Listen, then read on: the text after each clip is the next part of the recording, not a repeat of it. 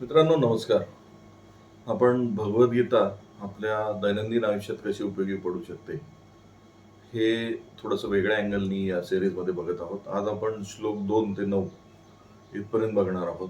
जर तुम्ही भगवद्गीतेतले हे 2 नंबर टू श्लोक 9 पहिल्या अध्यायातले पाहिले, तर त्यामध्ये वर्णन आहे दुर्योधनाने स्वतःच्या सैन्याचं केलेलं निरीक्षण आहे, की माझ्या सैन्यात कोण-कोण आहेत आणि त्याचं त्यांनी थोडंसं असं एक वर्णन म्हणता येईल, की हे अजेय आहेत, यांच्यामुळे मी जिंकणारच आहे, यांच्यामुळे मला यश मिळणारच आहे. थोडासा असा एक अहंकार किंवा आता आपण मागच्या ह्याच्यात जसं धृतराष्ट्राचा अहंकार पाहिला, तसा इथे दुर्योधनाचा पण अहंकार आहे, की हे सगळे माझ्या बाजूने आहेत आणि हे सगळे माझ्या बाजूने लढणार आहेत, तर मी जिंकणारच आहे.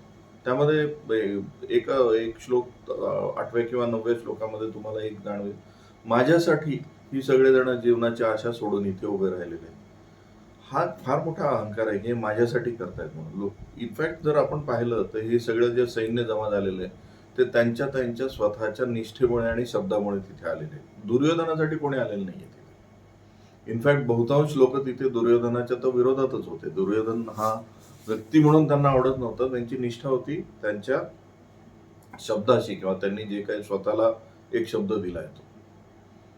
मित्रांनो, स्वॉट अनालिसिस आम्ही बऱ्याच वेळा करून घेत असतो आमच्या प्रोग्राम्समध्ये किंवा आपणही बऱ्याच वेळा केला असेल. स्ट्रेंथ, वीकनेस ज्या आपल्या आहेत त्या. बऱ्याचशा वेळा ना आपण आपल्या स्ट्रेंथ्स आणि वीकनेस ह्या चुकीच्या अॅनलाइज करत असतो. म्हणजे इथे कदाचित जी स्ट्रेंथ म्हणून पाहिली गेलेली, की इथे प्रत्येकजण माझ्यासाठी जीवनाची आशा सोडून आलेला आहे. हा जो दुर्योधनाचा अहंकार आहे, की ज्याला तो स्ट्रेंथ मानत मानत असावा. ती खरंच स्ट्रेंथ आहे का? हा खरंच विचार करण्यासारखा गोष्ट आहे. म्हणजे आम्ही सुद्धा अनालिसिस करत असताना पार्टिसिपंट्स ज्यावेळेस बोलत असतात, की हा एम्प्लॉयी माझा बेस्ट आहे, ही माझी स्ट्रेंथ आहे. हा एरियामध्ये आमचा marketing is our strength.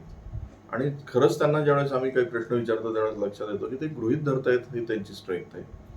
Reality कदाचित वेगळी असू शकते.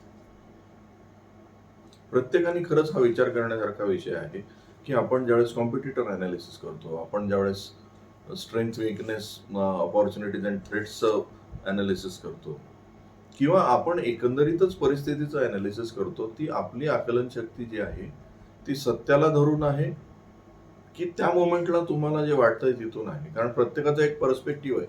दुर्योधनाचा बघण्याचा एक पर्स्पेक्टिव्ह आहे, की ही सगळी माझ्यासाठी इथपर्यंत आली आहेत, म्हणजे मी जिंकणारच. आणि ही सगळी अजेय आहेत, म्हणजे मी जिंकणारच. हे सगळे परसेप्शन्स आहेत. हे सगळे गृहीतक आहेत. बिझनेस किंवा लाईफ हे अशा गृहीतकांवर चालत नसतं. कारण आपण नंतर पाहिलेलं आहे, की ही गृहीतकं कशी कोलमडून पडली. यामध्ये आणखीन एक गमतीशीर विषय आहे, की दुर्योधनाने समोर सुद्धा जे पाहिले, त्यामध्ये बाकी सगळे पाहिले, पण श्रीकृष्णाला पाहिलेलं नाही.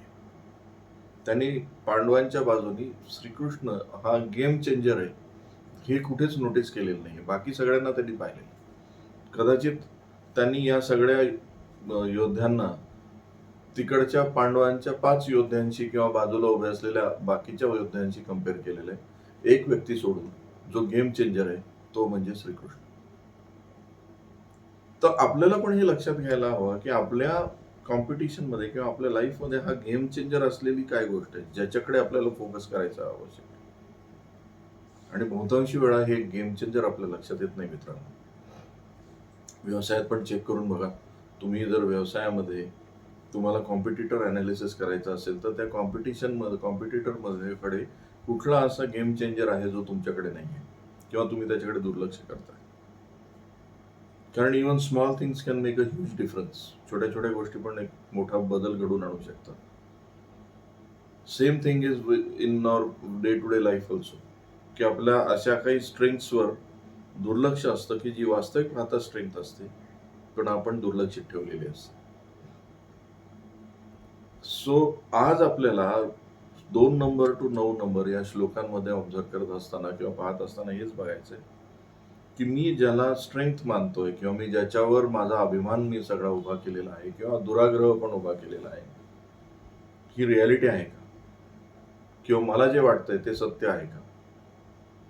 कारण आम्ही नेहमी सांगतो, युअर वर्ल्ड इज हिअर. तुमचं वर्ल्ड जे आहे ते इथे आहे. पण घटना तिकडे घडत असतात, बाहेर घडत असतात, घटना इथे घडत नाहीत. त्यामुळे तुमचं इथलं वर्ल्ड आणि बाहेरचं वर्ल्ड हे जर डिफरंट असेल तर जिंकण्याची शक्यता कमी असते. मित्रांनो, परत भेटूया आपण नवीन पुढच्या श्लोकांसह. असेच आपण काहीतरी थोडेसे आपल्या जीवनाचे संदर्भ लावूया. हा व्हिडिओ तुम्हाला आवडला असेल तर याला लाईक करा, शेअर करा आणि या चॅनलला सबस्क्राईब करा. धन्यवाद.